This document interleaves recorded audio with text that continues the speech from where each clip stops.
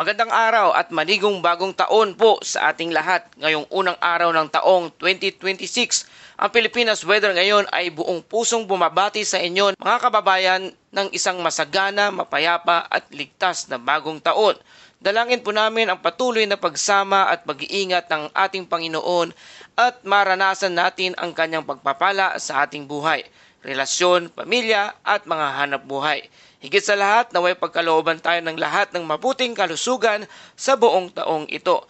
God bless us all, lalo na sa ating masugid na taga-subaybay. Kung bago ka lang sa ating channel, please like, share, and subscribe para lagi ka updated sa panahon. Salamat sa iyong suporta. Mga kababayan, patuloy na nakakaapekto ang northeast monsoon o hanging amihan sa northern at central Luzon. Samantala, ang easterlies ang umiiral na sistema sa nalalabing bahagi ng bansa, habang aktibo rin ang shoreline sa bahagi ng Bicol Region. Para sa ating forecast weather conditions sa Camarines Norte, Camarines Sur at Catanduanes, ang panahon ay maulap na kalangitan na may scattered rain at isolated thunderstorm, dulot ito ng shoreline. Ang posibleng epekto ay may banta ng biglaang pagbaha at pagguho ng lupa dahil sa katamtaman hanggang paminsan-minsang malalakas na pag-ulan. Sa lugar ng Visayas, Palawan at natitirang bahagi ng Bicol Region, ang panahon ay maulap na kalangitan na may scattered rain at scattered thunderstorm. Dulot ito ng easterlies at ang posibleng epekto ay posibleng may flash flood at landslide lalo sa mga lugar na madalas tamaan ng tuloy-tuloy na pag-uulan.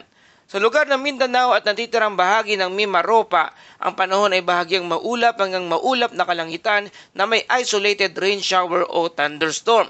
Dulot ito ng easterlies. Ang posibleng epekto ay may posibilidad na biglaang pagbaha, partikular kapag maging malakas ang thunderstorm activity sa lugar na iyan.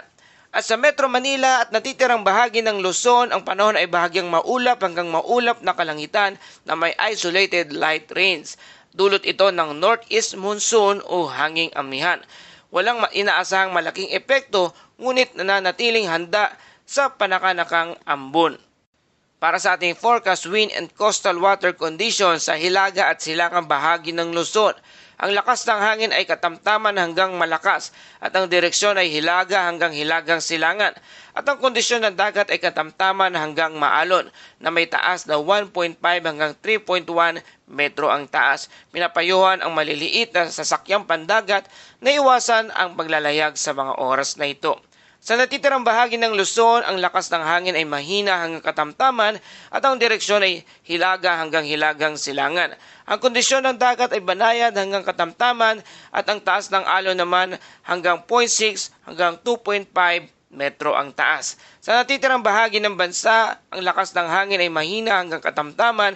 Ang direksyon ay silangan hanggang hilagang silangan at ang kondisyon ng dagat ay banayad hanggang katamtaman na may taas mula 0.6 hanggang 2.1 metro ang taas. Sa ating extreme of temperature and relativity, ang pinakamababang temperatura na itala kahapon ng alas 5 ng umaga, 23.5 degrees Celsius at ang pinakamataas na temperatura naman na itala kahapon ng alas 2 ng hapon, 31.2 degrees Celsius.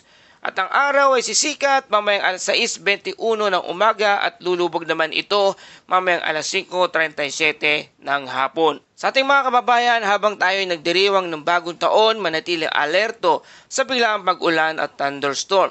Makinig sa mga abiso ng lokal na pamahalaan at iwasan ang mga delikadong lugar. Mga kababayan, dagdag na update naman tayo sa lagay ng panahon sa Tropical Western Pacific.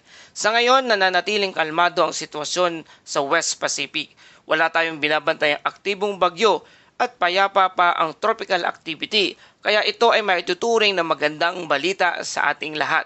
Sa kasalukuyang sitwasyon, may mahinang shoreline na umiiral sa ilang bahagi ng Luzon at Visayas. Ito ang dahilan ng panakanakapag-ulan sa mga nasabing lugar.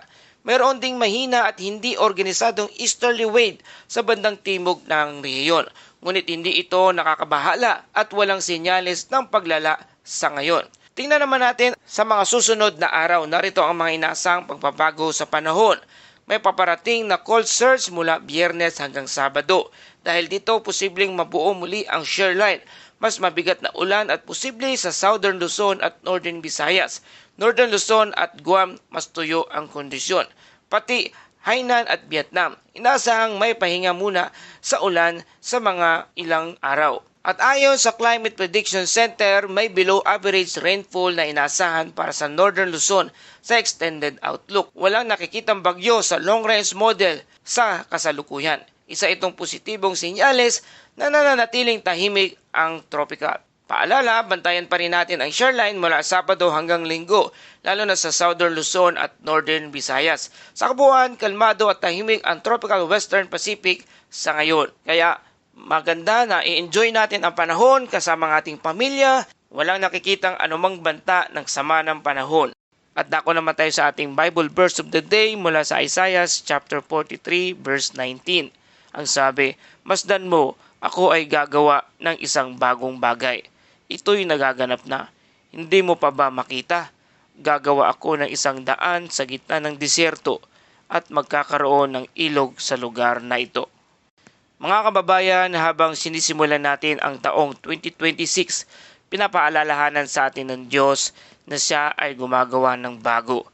Kung may mga landas na tila sarado noong nakarang taon, kaya niyang magbukas ng daan. Kung tila tuyot at mahirap ang ating dinaanan, kaya niyang magpaagos ng biyaya. Sa bagong taon na ito, manalig tayo sa ating Panginoon sa kanyang bagong gagawin sa buhay natin. Iwanan natin ang bigat ng nakaraan at magtiwala na may inahandang landas ang Panginoon para sa atin. Mga kababayan, habang tayo humaharap sa taong 2026, tandaan natin, ang Diyos ay hindi pa tapos sa ating kwento. Siya ay gumagawa ng bago. Purihin ang Panginoon. Maraming salamat po sa ating mga kababayan na patuloy na tumututok at tumatangkilik dito sa ating channel, Pilipinas Weather Ngayon. Kung nagustuhan nyo ang ulat na ito, please like, share, and subscribe para lagi kayong updated sa panahon. Maraming salamat, ingat po kayong lahat. Ito ang Pilipinas Weather Ngayon na bumabati sa inyo ng manigong bagong taon. Lagi nagpapaalala, maghihanda, magiligtas, mag-alerto, ingat tayong lahat. Happy New Year everyone!